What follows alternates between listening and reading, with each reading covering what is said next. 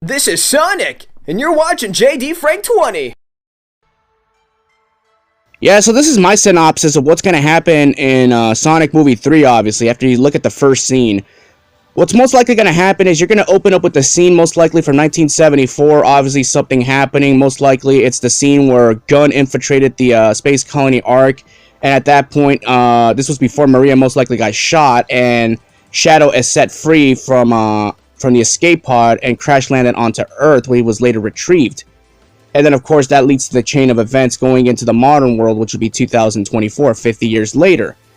Now, obviously, the story kicks off, obviously, with Wade and Knuckles going back to Green Hills after winning the bowling tournament, obviously from Reno, when you saw the ending. They're on the motorcycle, minding their own business, and then all of a sudden, they get ambushed by Shadow the Hedgehog himself. And then, of course, Knuckles realizes, who is this? Is this Sonic? Why are you attacking us? And then Shadow could say, I am not Sonic. I'm Shadow the Hedgehog, the ultimate life form. Take this! And then, of course, Shadow obviously unleashes the power of Chaos Sphere or any other Chaos abilities to try to match Knuckles' ability. Knuckles does his best to try to repel the attack. I think this is where you kick off one of their fight scenes. Not the big fight scene that was obviously mentioned where Shadow and Knuckles face each other. It could be an introduction scene where Shadow tests Knuckles' abilities.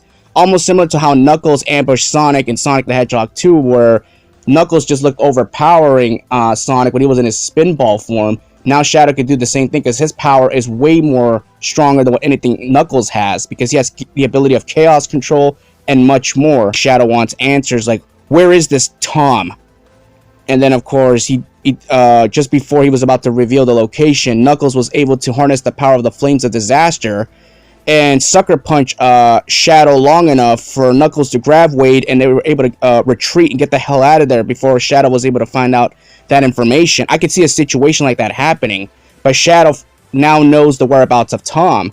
He doesn't know where to find him, but now he knows that that's the guy most likely linked to the killing of Maria. It was either him, his father, and Shadow just wants revenge on anybody at this point. So now Wade and Knuckles, now they have to warn Tom, obviously, and Sonic, that they're facing a greater threat right here, and obviously Robotnik, can be involved in this, obviously, because Shadow's already released at this point, thanks to the help of Agent Stone and Dr. Robotnik himself, who will be wearing the fat suit in this movie, by the way, so it would make kind of sense when you think about it. Now Shadow, Dr. Eggman, and of course Agent Stone are all on the same page together, because Dr. Eggman also knows the whereabouts of Tom and Sonic, so when you put 2 and 2 together, it makes sense.